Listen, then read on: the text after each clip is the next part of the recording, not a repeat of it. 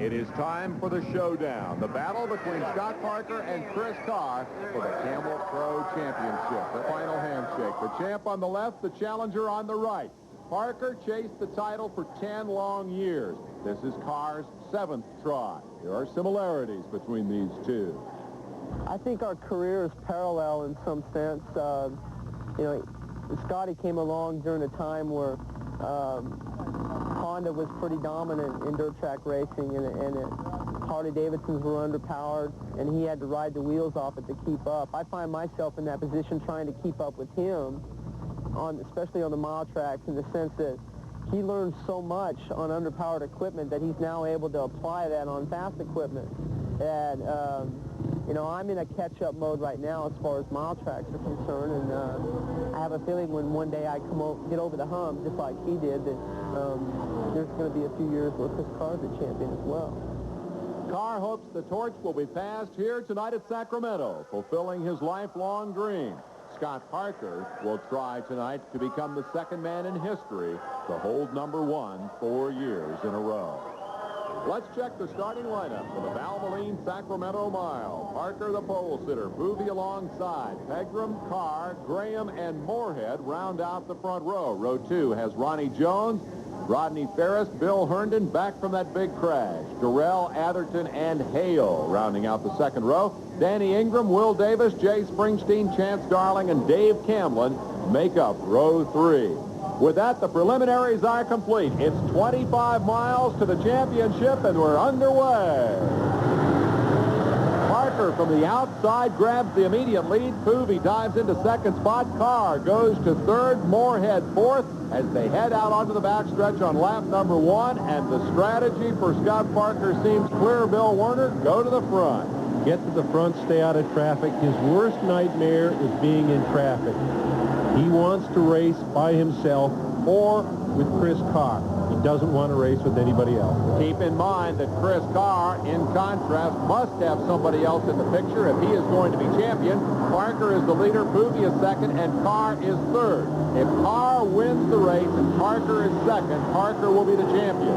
If Carr can get a third man up there to drop Parker back to third, then he can win the championship. That is Kenny Tolbert, who prepares the motorcycles for Chris Carr. He is the equivalent, if you will, of our Bill Werner. And now as they head down the backstretch, we shuffle the deck. Here's Carr moving to the inside of Boovie and taking over the second spot. And so the championship challengers go to the front. But Boovie is the key in the equation here. Carr's got to keep Boovie up there in that race. Boovie and Chris could team up together and get into a race with Scott Parker. That could work to Chris Carr's advantage. Chris wants nothing more than to get Terry Boovie along with him in this race. Keep in mind that Kevin Atherton, whom we thought was a possible spoiler, did not fare well in his heat race, had to come into this main event through the semifinal. Not a player, it appears, at this moment. It is quickly developing into a 3-rider battle. You got a glimpse of Ronnie Jones, number 16. He has raced with Scott Parker and Chris Carr perhaps more than anybody else over the last 2 or 3 years.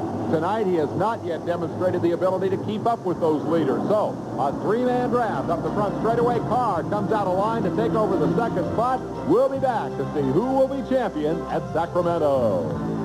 The championship showdown continues. Scott Parker leads. Chris Carr is second. Terry Boovie in hot pursuit from third. Fourth, fifth, and sixth, the hot battle. Number 16, Ronnie Jones. Number 72, Larry Pegram. And number 92, Rodney Ferris. Occupying those spots. Further back, you see Atherton, Jay Springsteen, not factors at this moment. Here's the gap back to that second-place battle. Seventh and eighth belong to Ricky Graham and Steve Moorhead, the veterans, as they freight train down the backstretch. No change in position here, but Jones has not yet demonstrated the ability, number 16, to get away and get up there and catch the leaders, and that is perhaps a key. And now those leaders begin to open up a little separation on Boovie.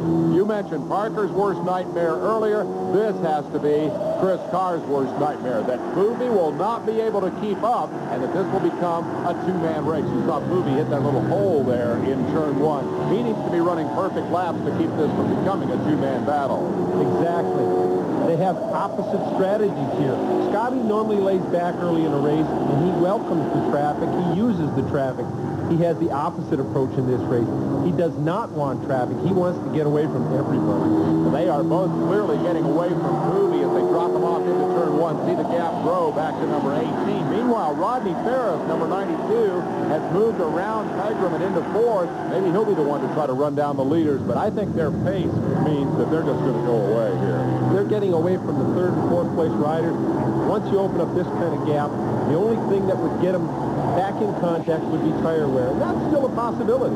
Parker looking back. That is unusual. This is Stacy Hall, the woman in Chris Carr's life, perhaps reflecting on the painful arithmetic here. In a two-man race, Chris Carr cannot be the champion. He can win the race. Carr goes to the lead for the first time, drafting by Scott Parker. He let him get out there a little ways, but then ran him down. Parker checks the traffic behind him. His worst fear is the pack would be catching him. He knows Chris is in front. What Chris wants to do, on the other hand, is slow up the race. He'd like to get to the front and get these other players involved. Parker's not going to let him do that. He goes by to take the lead at turn 3. Remember, the 4-point difference. If Carr wins and Parker is second, they will end the season in a dead tie, and Parker will win the championship based on the tiebreaker, which is most victories. Carr retakes the lead. He is really in desperate need here of figuring a way to get these three guys to catch up. Here comes the battle for third. Pegram goes to the third spot, and then Ferris dives past both of them. That continues to be a good race as Carr opens up a little separation. And realistically, Bill, doesn't Carr know at this point that there's no hope for those other guys catching up? I'm sure it's crossed his mind. I'm sure he's looked around, and he doesn't have any help right now. It's a two-man race. He'd like to win this race. Quite frankly, Scott would like to win this race, but the war is the important thing. They continue to feel each other out. The draft pass back and forth. You see Carr now looking back. He can see that those guys are almost a straightaway behind. He knows and must be frustrated to realize that it has come down to this. He and Scott Parker together in a two-man battle. There's no way Carr can be champion in this situation. The best he can do is whip his rival on the racetrack, make a statement in the final race of the year, and with a decisive pass like that, I think we can conclude that indeed Chris Carr is racing for the race victory. He's just going to come out of this the best he can, and Parker's not going to let him have it easily. Now, to win this race, Chris Carr is going to have to race as hard as he can. Scotty's not going to give him anything today. To beat him, he'll have to do it best.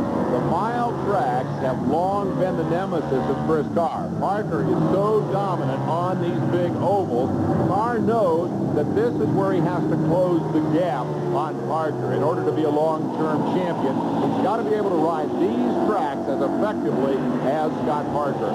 Booby, Pegram, and Ferris continue their war for third. Chris Carr looks back a little wistfully, wishing that some way he could close that huge gap back to that third-place battle, but it's just he and Parker out front, and that is bad news for Chris Carr. Not an incentive, though, in that second battle. For example, consider that Rodney Ferris, who takes over third spot here, has not had a top 3 finish all year. He loved to finish this season up on the rostrum. Booby, meanwhile, has faded to 5th, and that's a disappointment for him because he was coming here hoping to close the season with a victory and help that Honda team to perhaps become a stronger force next season.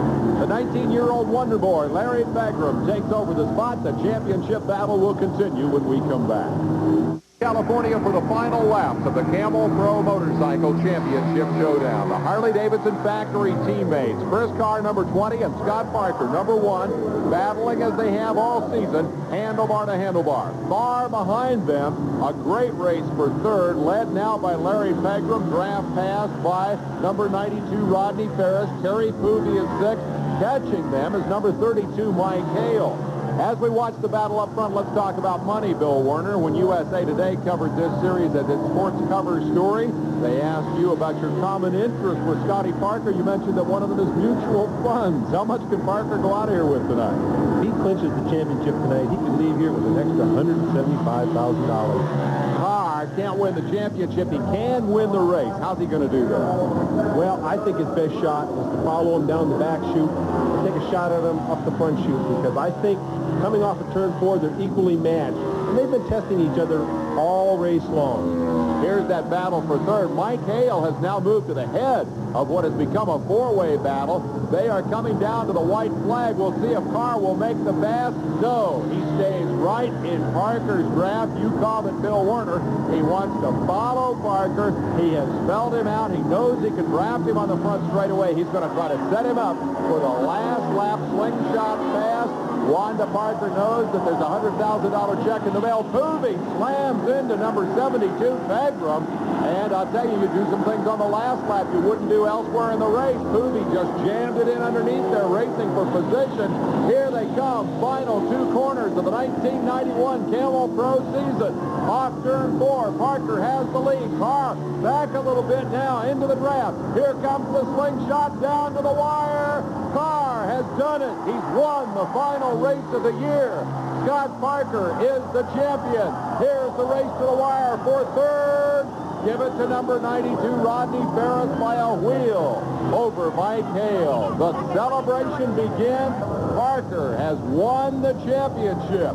Carr there to congratulate him. Number 3, Ricky Graham, comes up to offer congratulations to only the second man in history to win number 1 4 years in a row. But what a ride for Chris Carr as he takes the final checkered flag of the season. And now what's this? The traditional victory lap. But look at this. Carr is going to take Parker with him on the final victory lap of the season. What a way to finish the year. We'll be right back.